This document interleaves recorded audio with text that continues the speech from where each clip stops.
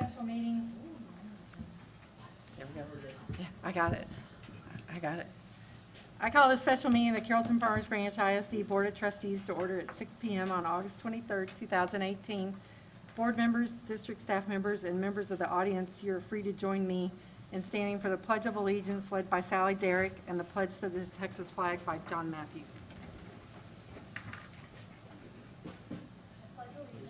To the flag of the United States of America and to the republic for which it stands, one nation, under God, indivisible, with liberty and justice for all. Honor the Texas flag. I pledge allegiance to thee, Texas, one state, under God, one and indivisible.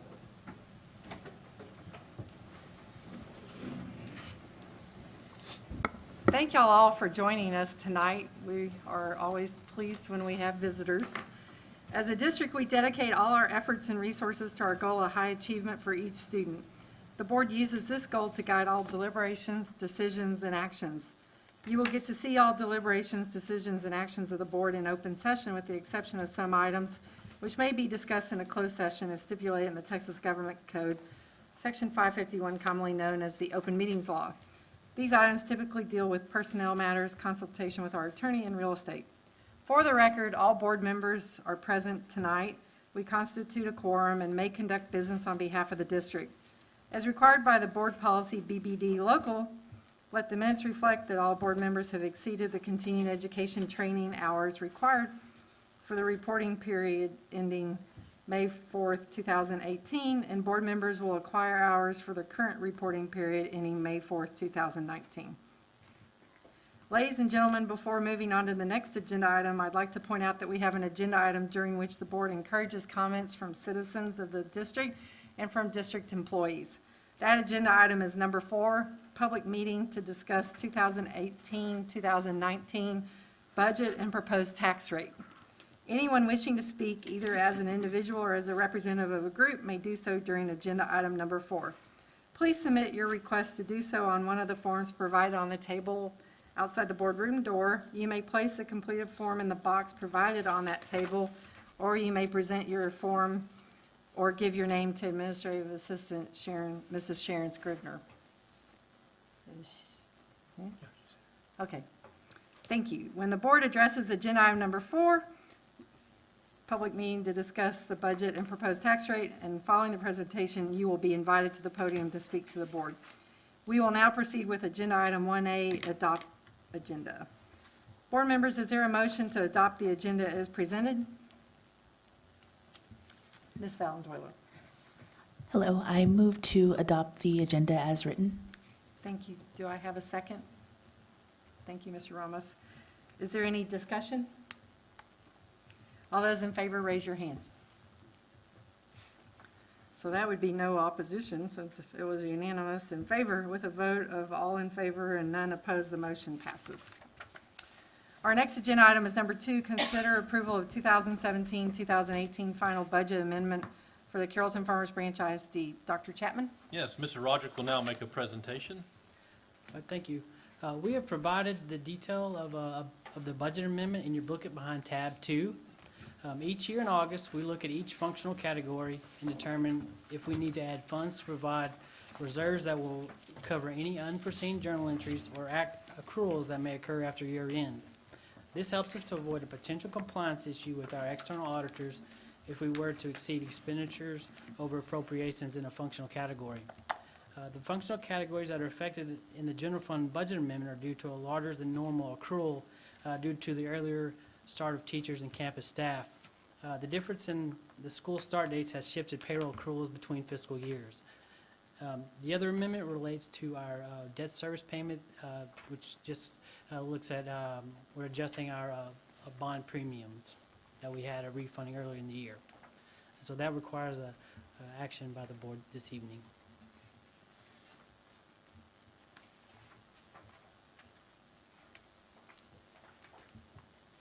Could you repeat your last 2 sentences? The one about the payroll accrual? Yes. And then what action is required?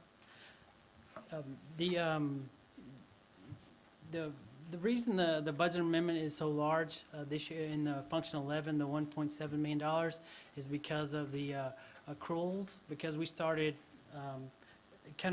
better to illustrate this is CFB's fiscal year starts on September 1st.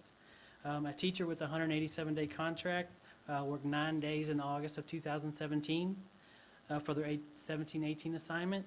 Now fast forward to this August, that same teacher worked 15 days in August 2018, and so now we have 6 more days in our 17-18 fiscal year than we did in the prior year. And so that's what's shifting our accruals, and because most of our expenditures are in Function 11, that's what's having a large a budget amendment in that Function 11 category.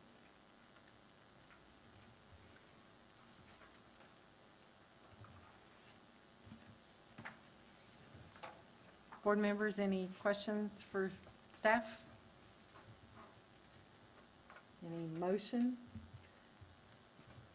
Are we looking for an amendment on approve the amendment? Yes.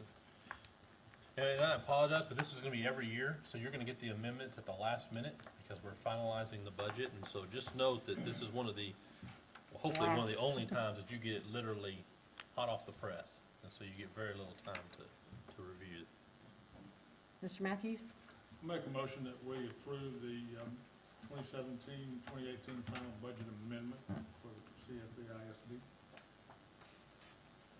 Ms. Valenzuela? Thank you. All those in favor, please raise your hand. So that would be unanimous, Ms. Scribner. So that takes us to, thank you, Mr. Roderick, for your presentation.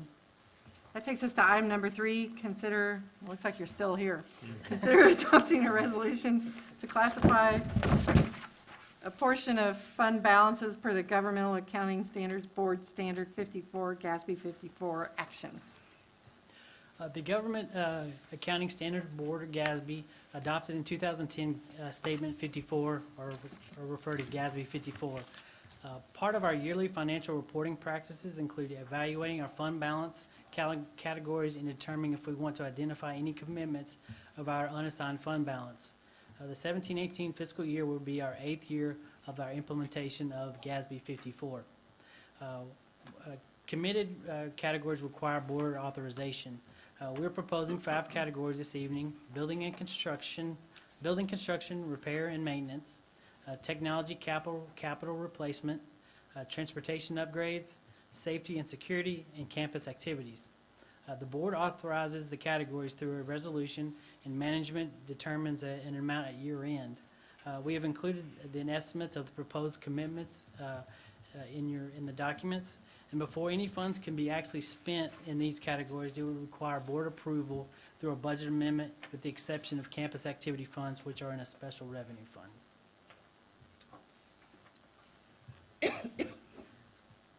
Board members, any questions for Mr. Roderick? Is there a motion? Mr. Fine, I'll Shackman? make a motion that we adopt a resolution to classify a portion of the budget as designated in our documents for GASB Standard 54. Thank you, Mr. Shackman. Mr. Ramos? Second that motion. Thank you. Is there any discussion? Further discussion? Y'all good?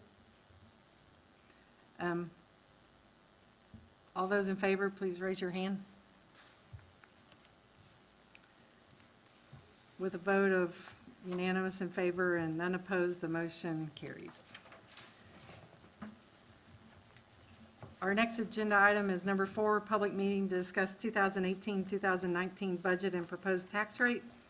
As established in Texas Education Code Sections 44.002 through 44.006, it's a fascinating read if you ever want to read it, probably. The process to adopt the annual budget and tax rate for Texas public school districts includes a lawfully posted public meeting during which our constituents may participate.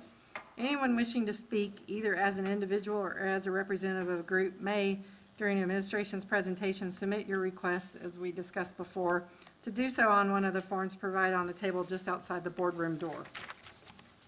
You may place the completed form in the box provided on that same table or give your name or completed form to Administrative Assistant Ms. Sharon Scribner.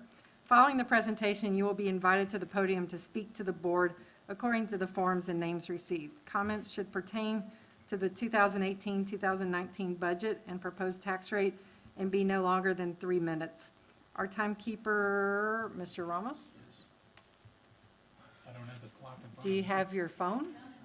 I need to turn it on. Okay, because the timer on your phone works great. I know. Let me turn the phone on. Okay, we don't know if we have anybody yet, but if we do, you'll be ready. Dr. Chapman, I understand that you and Mr. Roderick would like to begin with some words and a short presentation before we open the floor to comments from our audience. Yes. At this time, Mr. Roderick will provide a presentation. Okay, we're going to go over our 2018-19 budget meeting. We are legally required to adopt 3 budgets, the general fund, the food service, and our debt service fund. The first one is our general fund. We are proposing our total revenue, our total budget revenue to be $290.4 million, which is a $27 million increase over our 17-18 budget.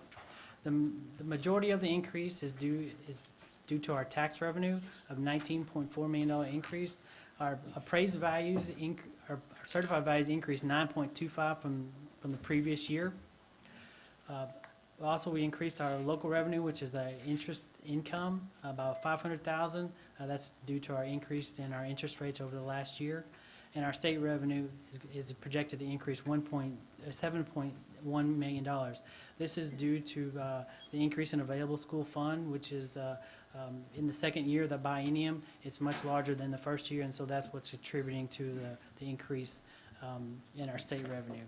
Also, we want to point out that if our certified values don't increase by the same amount as it did in 18-19, then our state funding will be affected in 19-20.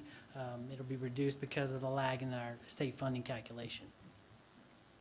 Looking at our total expenditures, we believe we're proposing a $294 million for our total expenditures. Our payroll is expected to increase $13.7 million. The board approved a 3% compensation adjustment. We've also, this also includes our transportation employees that we're doing our transportation in-house now. We've added some positions because of our special ed that were previously funded by our title funds, and as well as we've added some units for our signature programs as well. The contracted services is going to decrease about $4.3 million. This is where we previously paid our Dallas County schools, and so the majority of those dollars is being shifted to our payroll account. Some other large items, our recapture is set to increase $13.1 million, and our TIF payment is set to increase $3.8 million. And so total expenditures is it's projected to be $30.6 million over our 17-18 adopted budget. For 18-19, we're projecting a $3.5 million deficit. We believe this is the worst case scenario, and so throughout our 18-19 budget year, we'll try to find ways that we can reduce that so we don't realize that amount. The next fund that we'll adopt a budget for is the debt service. We're projecting total revenues for 18-19 of $42.3 million, which is a $1.1 million increase from the previous year. The majority of that increase is related to our tax revenues, our increase in our property values. We have a little bit of increase in our local revenue, which is our interest income, and some decrease in our state revenue related to our hold harmless. Our total expenditures will be $42.3 million, which is a $1.1 million increase from previous year. The majority of the increase is coming from our principal payments, where we've refunded in prior years and moved debt up. And so we've been able to repay debt earlier. And our interest payments is scheduled to decrease $1.3 million. But for our debt service fund, we were projecting a balanced budget for 18-19. The last fund that we'll adopt a budget for is our food service. We're projecting our total revenue to be $12.7 million, which is a $360,000 decrease from our prior year. We have a little bit of decrease in our food service activity. We'll have a little bit of increase in our other local revenues, and our federal revenue is expected to decrease about $300,000 for 18-19. Looking at our total expenditures will be about $12.7 million, which is a $360 million decrease from our 17-18 proposed budget, or adopted budget. We're proposing a balanced budget for 18-19 as well for our food service fund. The majority of the decrease on our expenditure side is coming, we had some contingencies in our payroll, and so we don't believe we'll have to utilize those. And so that's going to decrease about $395,000 for those contingencies. Also, we'll have an increase in our capital outlay, about $219,000. That's the investment in some kitchen equipment for 18-19. Even though we're presenting a balanced budget, we could, by the end of 18-19, realize a deficit in our food service budget. This is because the Texas Department of Agriculture only allows 3 months of operations to be in our fund balance, and because the food service has done a really good job of being very efficient, and so we've exceeded our fund balance limit, and so they've had to submit a plan to tell the Texas Department of Agriculture how they're going to spend that fund balance down. And so we expect by 18-19 that we'll have a deficit budget to help reduce that fund balance to the levels it needs to be.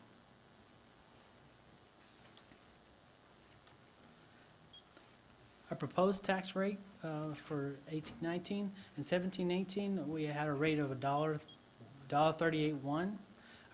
For 18-19, we're proposing a rate of $1.17, which is a no change. And for our INS, we're proposing a 20-cent rate for a total tax rate of $1.37. That is a little over 1 penny decrease from our 17-18 tax rate. This is a representation of our tax rates from 05-06 all the way to 18-19. You can see the decrease in 05-06 and 06-07 because of the compression that was required by the state of Texas. And then in 16-17, we passed the TRE where the M&O rate went from $1.04 to $1.17. But for the last 2 years, we've been able to reduce our total tax rate due to our debt service requirement going down. This is a comparison of a proposed levy with last year's average residents. You can see in 17-18, the average taxable value was $207,000. On a $1.38.1 tax rate, the average taxes due were $26.95. And for 18-19, the average taxable home value is $224,146. Based on a $1.37 tax rate, a normal resident would owe $3,070.79, which is a $243.85 increase from the prior year. This is the tax rate adoption required language. Texas Tax Code 2605B requires specific language to be utilized when the total adopted tax rate exceeds the effective rate. In the motion, the motion will read, I move that the property tax rate will be increased by the adoption of a tax rate of $1.37, which is effectively a 6.19% increase in the tax rate. The Texas Code 2605B1A requires specific language to be included in the resolution when the resolution sets a tax rate that imposes an amount of taxes to fund M&O expenditures that exceed the amount of taxes imposed for that purpose in the preceding year, and if the tax rate exceeds the effective M&O rate. It also includes the following statement in larger type. This tax rate will raise more taxes for maintenance and operations than last year's tax rate. The tax rate will effectively be raised by 3.4849% and will raise taxes for the maintenance and operations on a $100,000 home by approximately $29.55. And so tonight, our objective is to hold a public meeting. We'll adopt our 2018-19 budget for required funds, the general fund, our debt service, and our food service, and adopt a proposed tax rate of $1.17 for maintenance and operations. and 20 cents for our interest and sinking fund. And thank you. That is the conclusion of our presentation.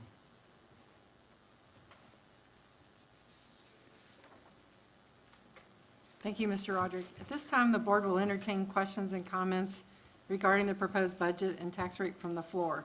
As explained before the presentation, interested individuals who have submitted requests to speak forms will be called to the podium. Ms. Scrivener, have we received any forms? No, I have not. Are there any interested speakers? No, it's just public hearing. Okay. Ladies and gentlemen, when your name, oh, so we're not going to do that. Dr.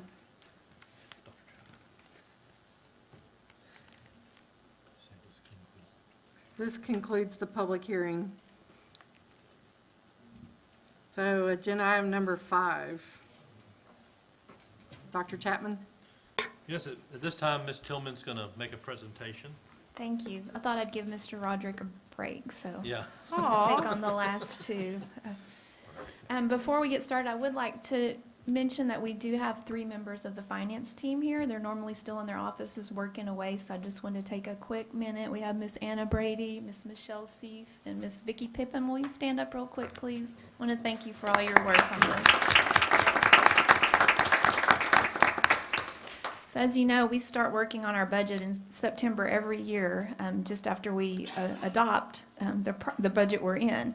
And so we're very happy to bring this to potential closure this evening with the adoption of our 2018-19 budget. You all have received a quick facts book as well as the budget summary that's in the item and a resolution. So we're asking that you adopt the resolution that you have received in advance. I'm going to read that resolution.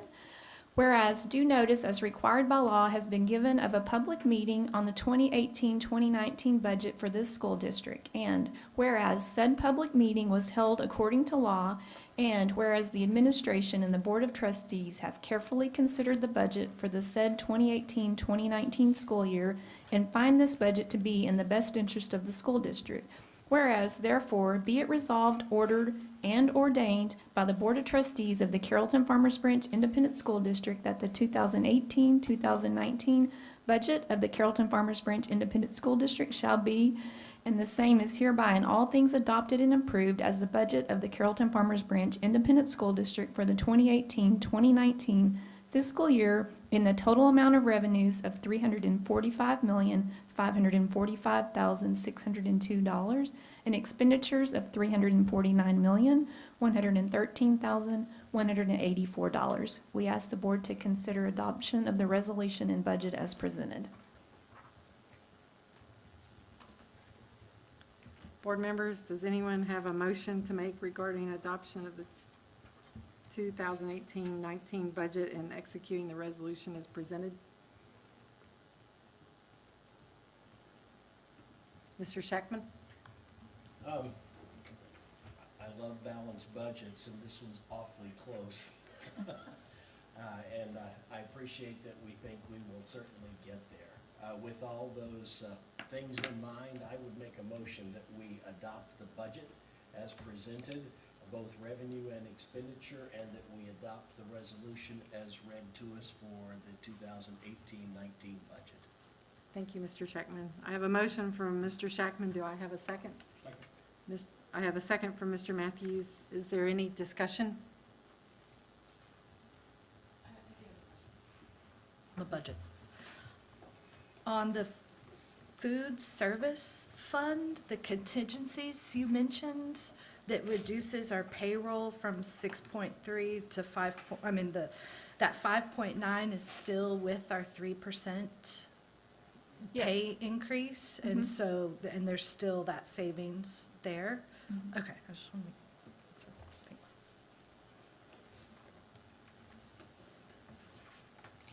If there are no more questions, we'll take a vote. All those in favor, please raise your hand. All those opposed, raise your hand. With a vote of 7 in favor and none opposed, the motion carries.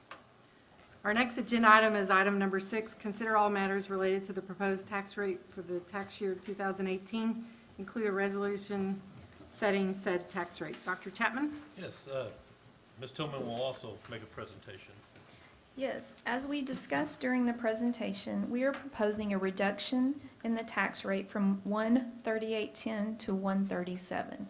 Mr. Roderick mentioned, however, that because we are adopting a tax rate that exceeds our effective tax rate, there is statutory requirements that we use specific language. This language is very confusing, and the board gets very upset with me every year because I tell them we're adopting a rate that is lower. However, I'm asking you to say you're effectively increasing the rate. So just focus on the word effectively, because effectively and actually are two different things, okay? So just keep that in mind.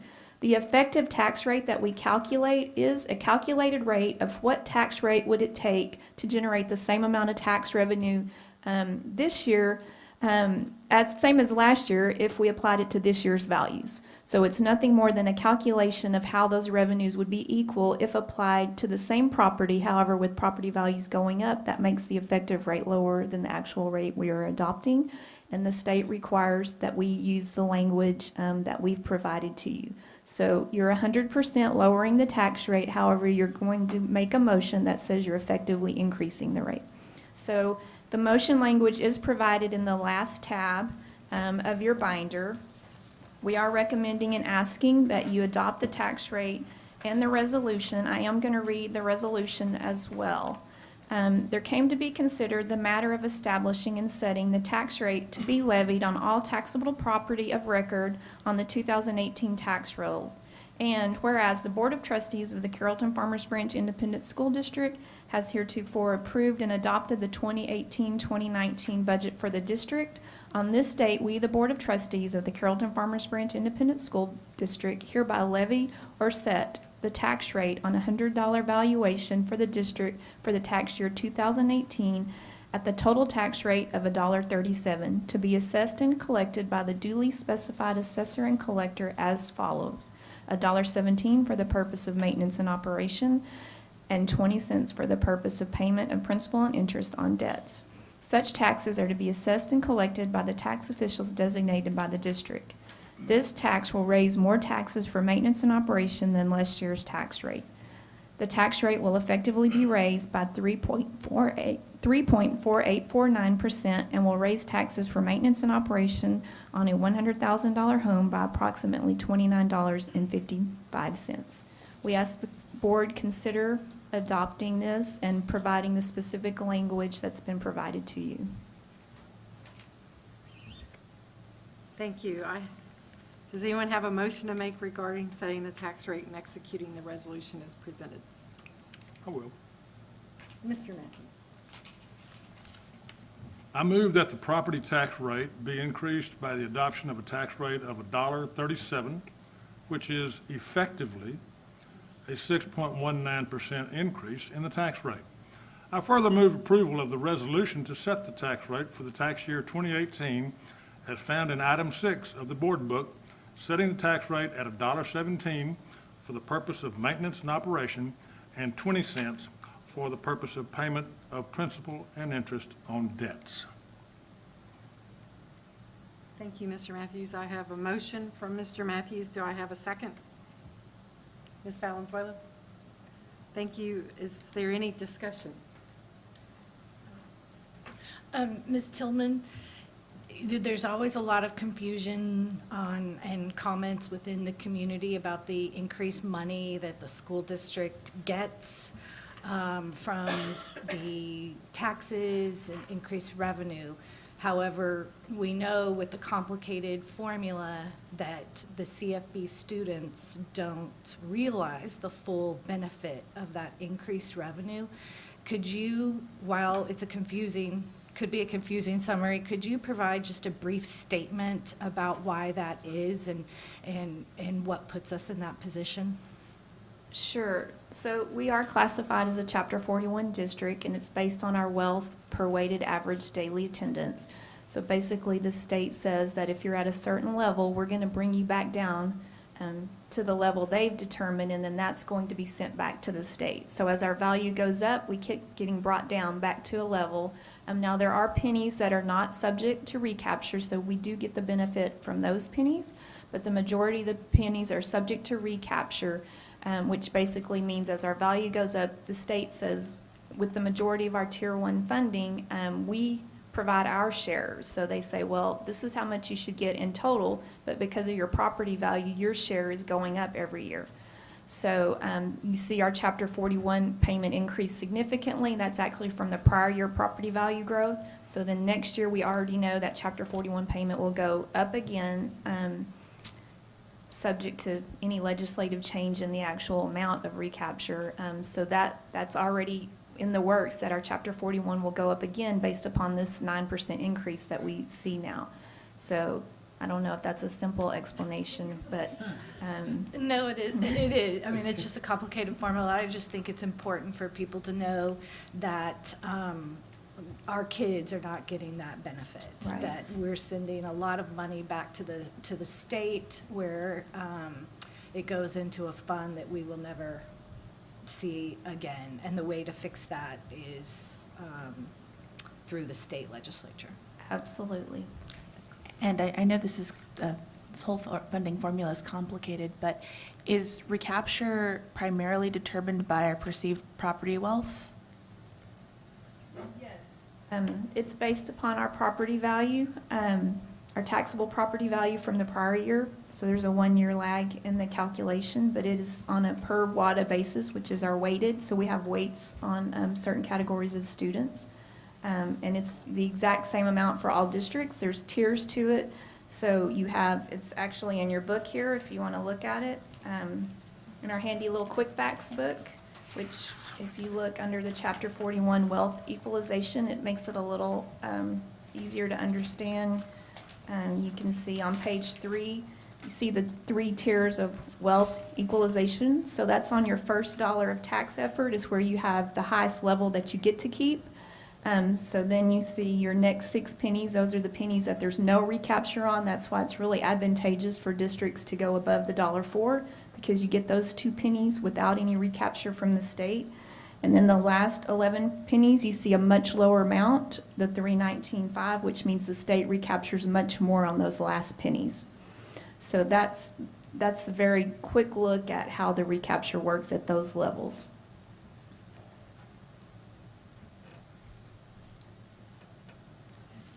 And Ms. Tillman, we're required to put the publication in the newspaper about our budget process that explains as clearly as we can what is going on, right?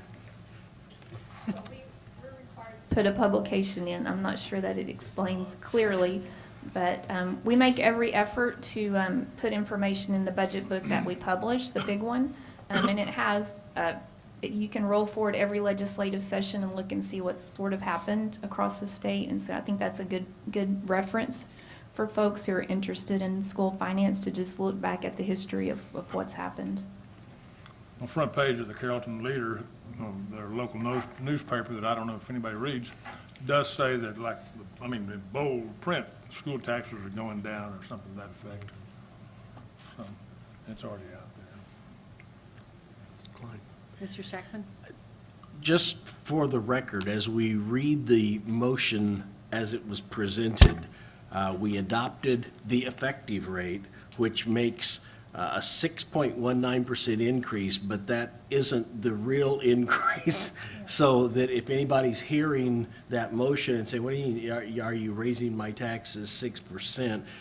It was what you said, 3.4849, which is the real because of the actual versus the effective and all the pieces. And if folks will just think of it as it's inflation, then I think it's easier to think of that way. Right. Both of those calculations are on an effective rate. So we have to compare the $1.37 to what the effective tax rate calculation was, which was, Okay. that's where the 6% came from. So if you calculate the effective rate, it's $1.29. So that's the Got it, comparison. got it, And then the okay. other one is also on an effective rate as well. Okay. So Okay, so the bottom line is folks will be seeing their taxes increase slightly by the 3.48. well, it's not the 3.4 because that was also an effective rate calculation. Got it. We're actually going down a very small percentage. Right. But the average taxable value went up almost 8%. So it's, for the average taxpayer, it's about $20 more a month. Right. And so yes, both of those percentages were an effective Okay. effective they tax were- rate they were increase. both. Okay. Yeah. Thank you. The actual was a decline in the rate. And based on discussions I've had with the community, it's worth reiterating that property valuations are determined by the county, Yeah. counties for We us have nothing to do with it. do that. And the interesting thing is the state legislature budget's expecting property values to go up, and then the recapture to happen and to use the money. It is written into our state budget that they're expecting the valuations to increase. But yet they're looking for property tax reform. Correct. So we have a motion and a second. All those in favor, please raise your hand. All those opposed, with a vote of 7 in favor and none opposed, the motion carries. So board members, we're now moving on to our next agenda item, number 7. Are we really? Comments from board members regarding posted agenda items. Board members, do any of you have comments you wish to make at this time?